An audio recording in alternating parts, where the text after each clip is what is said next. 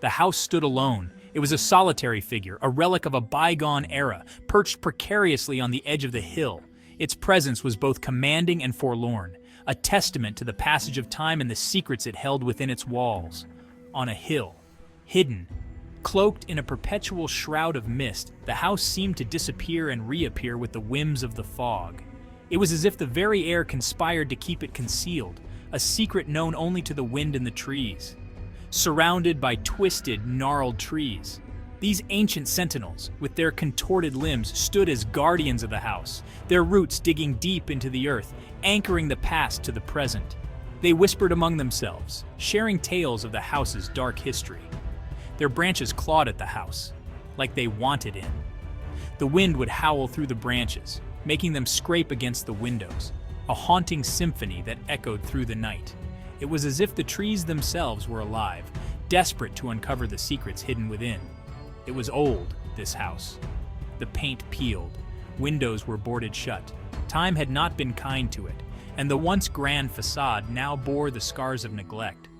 The walls, once vibrant with life, now stood as a canvas of decay, each crack and crevice telling a story of abandonment, like eyes closed in eternal sleep.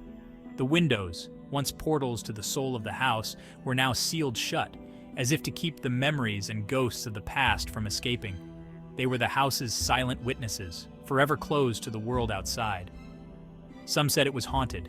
Whispers of ghostly apparitions and unexplained phenomena surrounded the house, adding to its eerie allure.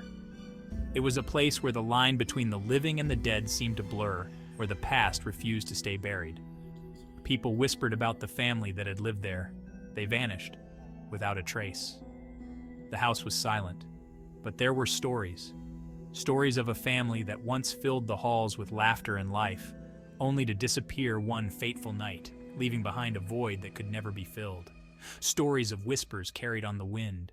The wind seemed to carry the voices of the past, a chorus of whispers that spoke of love, loss, and longing.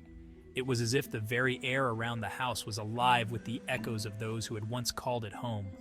Shadows that moved in the night. As darkness fell, the house would come alive with shadows that danced and flickered, creating an ever-changing tapestry of light and dark. These shadows seemed to have a life of their own, moving with a purpose that defied explanation, and a presence that sent chills down your spine. There was an undeniable feeling of being watched, of an unseen presence that lurked just beyond the edge of perception. It was a feeling that made the hairs on the back of your neck stand on end, a reminder that you were never truly alone. Most people avoided the house, but not everyone. There were always those who were drawn to its mystery, who felt compelled to uncover the truth behind the whispers and shadows. They would approach with a mix of fear and curiosity, stepping into the unknown, hoping to find answers but often leaving with more questions. I dare you. No way, that place is creepy. Come on, scared? It was a warm summer evening. The air was thick with the scent of honeysuckle and fear. They stood at the foot of the hill, staring up at the house. The dare was simple, yet terrifying. Spend one night in the abandoned house. Easy, right? Not when the house was the stuff of nightmares. The front door creaked open as if warning them. The sound echoed through the empty halls, a haunting reminder of the house's long-forgotten past. The air inside was cold, stale, and heavy with the scent of decay. It was as if the house itself had been holding its breath for years, waiting for someone to disturb its slumber. Dust motes danced in the moonlight, filtering through cracks in the boarded windows. The light cast eerie shadows on the walls, creating ghostly figures that seemed to move with every flicker. This is insane, we shouldn't be here. They explored the house, each room filled with decaying furniture and an eerie silence. The walls were lined with peeling wallpaper and the floors were covered in a thick layer of dust. But the silence was deceptive, for it was filled with whispers, faint, almost imperceptible, but undeniably there. Soft, indistinct voices that seemed to come from the walls themselves. They spoke in hushed tones, as if sharing secrets meant only for the house to hear. Jenna felt strangely drawn to the whispers, as if they were calling to her. She couldn't shake the feeling that they were trying to tell her something important, something she needed to know. Her friend's unease grew with every step, every creak of the floorboards. The house seemed to be alive, watching their every move, waiting for the right moment to reveal its secrets. In one of the rooms, they found an old, dusty photograph on a mantelpiece. It was a family portrait taken decades ago. The faces in the photo seemed to stare back at them, their eyes filled with a mix of sadness and longing. Jenna picked up the photograph, examining it closely. She felt a strange connection to the people in the picture, as if she had known them in another life. A look of realization dawned on her face. The whispers, the photograph, the house, they were all connected. She knew she had to uncover the truth, no matter the cost. The group huddled together, discussing their next move. They knew they couldn't leave without finding out what the house was trying to tell them. On a dusty old shelf, they found a book. The title was barely visible, but it seemed to hold the answers they were looking for. Jenna reached for the book, pulling it off the shelf. As she opened it, the whispers grew louder, more insistent. The truth was within their grasp, and they were determined to uncover it. As the night wore on, the whispers grew stronger. The air was thick with an unsettling energy, making every creak and groan of the old house feel like a sinister presence lurking in the shadows. They seemed to emanate from a particular room at the end of the hallway. This room had always been avoided by the others, its door always slightly ajar, as if inviting someone in. A room with a large ornate mirror. The mirror was an antique, its frame intricately carved with symbols that seemed to tell a story of their own. The mirror was covered in dust, yet it seemed to gleam. It was as if the mirror had a life of its own, reflecting not just the room, but something deeper, something otherworldly. Jenna found herself drawn to the room. She had always been curious about it, but tonight the pull was stronger than ever. It was as if the whispers were calling her name, beckoning her to come closer. She felt an irresistible pull toward the mirror.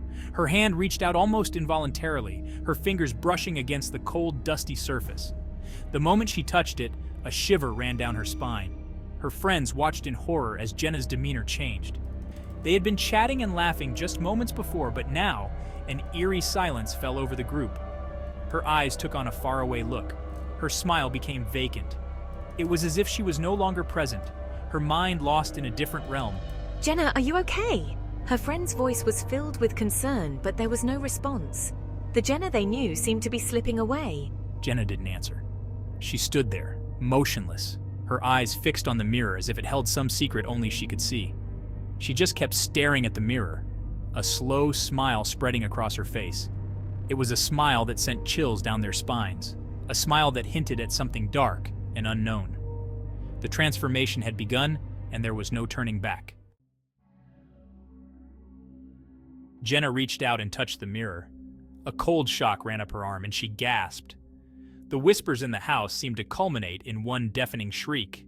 Then, silence. Jenna! Sarah and Mike rushed to Jenna's side. But it was too late. Jenna was gone. Vanished. The mirror reflected only their terrified faces. Where did she go? Mike stammered, his voice a mix of fear and disbelief. The house held its breath, the silence pressing in on them like a suffocating blanket. They were trapped, and Jenna was gone. Panic set in. They ran from room to room, calling Jenna's name, but there was no answer. Only the echoes of their own fear. We have to get out of here! Sarah said, her voice edged with hysteria. But the front door wouldn't open. It was as if the house had sealed shut, trapping them inside. The whispers started again, softer this time, but filled with a chilling amusement. They were being toyed with, hunted, and they were running out of time. They found another door, then another, each one locked or blocked. The windows wouldn't budge.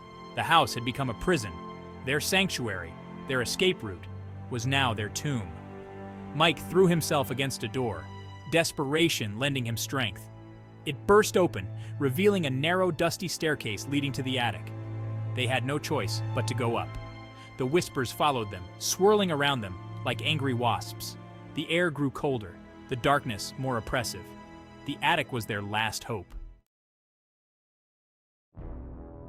The attic was a cavernous space filled with cobwebs and shadows, and in the center of the room, bathed in a single ray of moonlight, was the mirror. Jenna stood before it, her back to them, her reflection a twisted mockery of her former self. Jenna! Sarah cried out, rushing towards her. But Jenna didn't turn. She just stood there as if in a trance. We have to go, now! Mike grabbed Sarah's arm. He could feel the house fighting back, trying to hold them there, but he wouldn't let it. Not this time. They didn't look back as they fled the house, racing through the dark and into the night. The whispers followed them, growing fainter as they ran, until finally there was silence. They didn't stop running until they reached the safety of the town. Gasping for breath, they turned back to look at the house. It stood on the hill, silent and watchful, as if nothing had happened. The house on Whispering Heights had kept its secrets, and it had claimed Jenna as its own. Life went on, but Sarah and Mike were forever changed by that night. They carried the memory of the whispers, the terror, and the loss of their friend like a scar on their souls. Jenna was never seen again. Some said she was lost, her spirit trapped within the mirror. Others said she simply ran away, the trauma of that night too much to bear. Whatever the truth, one thing was certain. The house on Whispering Heights had claimed another victim, and it would continue to haunt their dreams for the rest of their lives. The house still stands, a chilling reminder that some places are best left undisturbed, a warning to those who would dare to tempt fate. Listen to the whispers on the wind. Heed the stories. Stay away from the house on Whispering Heights, for it holds secrets that are best left buried in the shadows. Some doors are not meant to be opened, some mysteries are not meant to be solved, and some places are better left alone.